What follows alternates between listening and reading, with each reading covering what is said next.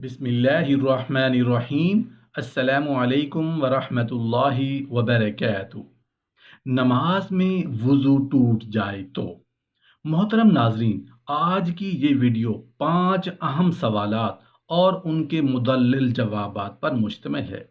یہ 5 ایسے سوالات ہیں جو کسی مومن مرد اور مومن عورت کے ذہن میں آتے رہتے ہیں، اس لیے ضروری ہے کہ بحیثیت مسلمان ہمیں ان 5 سوالوں کے جوابات کو سمجھنا ضروری ہے۔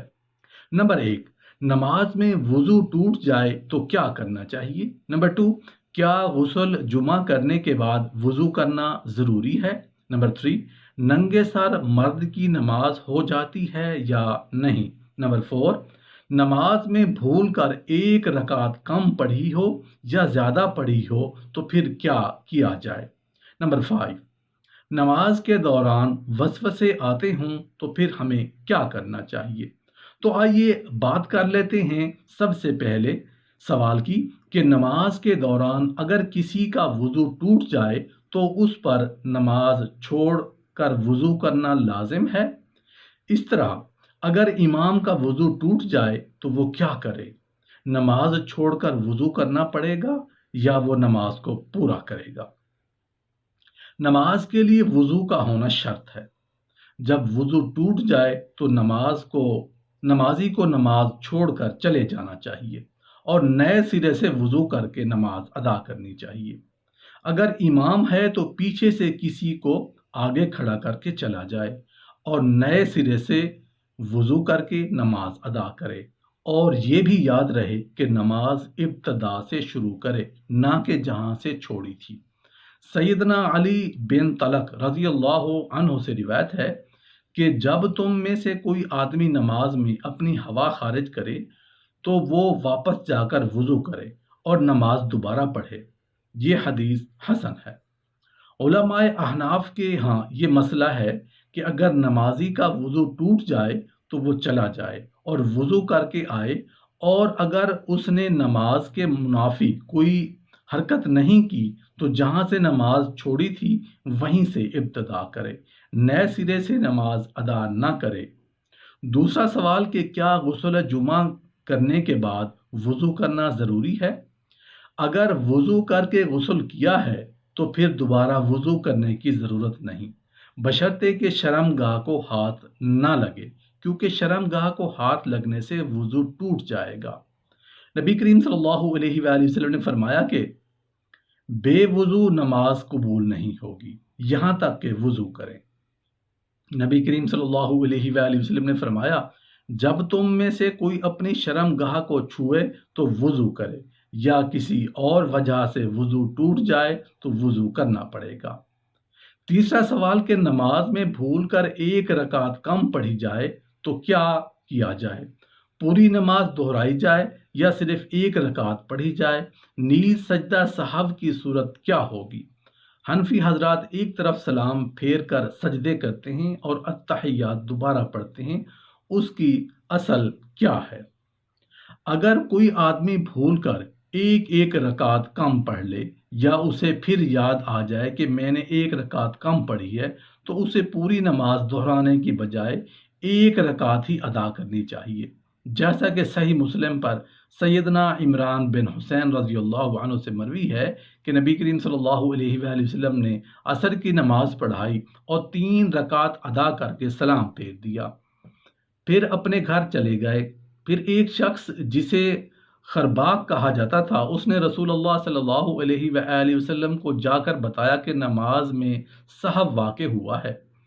پھر آپ صلی اللہ علیہ وآلہ وسلم غصے کی حالت میں اپنی چادر کھینچتے ہوئے لوگوں کے پاس آئے اور پوچھا کیا اس نے سچ کہا ہے؟ صحابہ کرام رضی اللہ عنہم نے کہا ہاں۔ پھر آپ صلی اللہ علیہ وآلہ وسلم نے ایک رکعت نماز ادا کی، پھر 2 سجدے کیے، پھر سلام پھیرا۔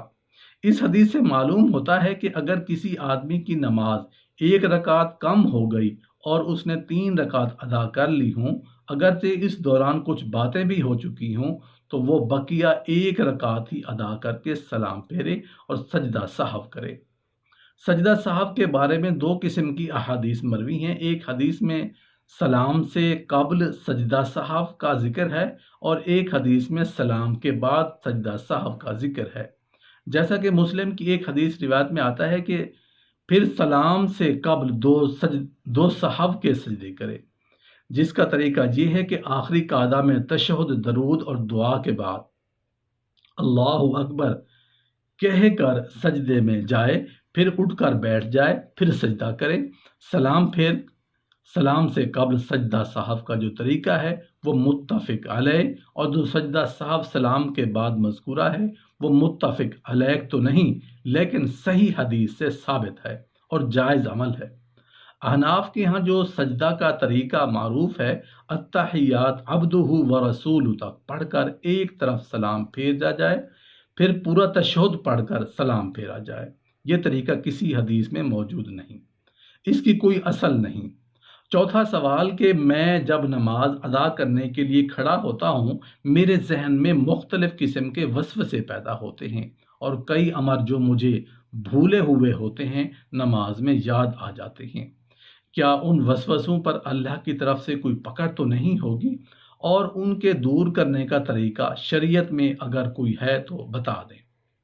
شیطان انسان کا ازلی دشمن ہے اور اسے راہ راست سے ہٹانے کے لیے مختلف اقسام کے وساوس اور خطرات اس کے دل میں پیدا کرتا رہتا ہے۔ جیسا کہ اللہ تعالیٰ نے قرآن مجید میں ارشاد فرمایا، اللہ تعالیٰ نے اس شیطان پر لعنت کی، وہ کہنے لگا میں تیرے بندوں میں ایک معین حصہ ضرور لوں گا اور انہیں ضرور بہکاؤں گا اور امیدیں دلاؤں گا اور ان کو یہ سکھلاؤں گا کہ جانوروں کے کان چیرا کریں، اور انہیں حکم دوں گا کہ اللہ تعالیٰ کی تخلیق کو بدل دیں، اور جو کوئی اللہ تعالیٰ کو چھوڑ کر شیطان کو دوست بنائے وہ کھلے نقصان میں سراپا ڈوب جائے گا۔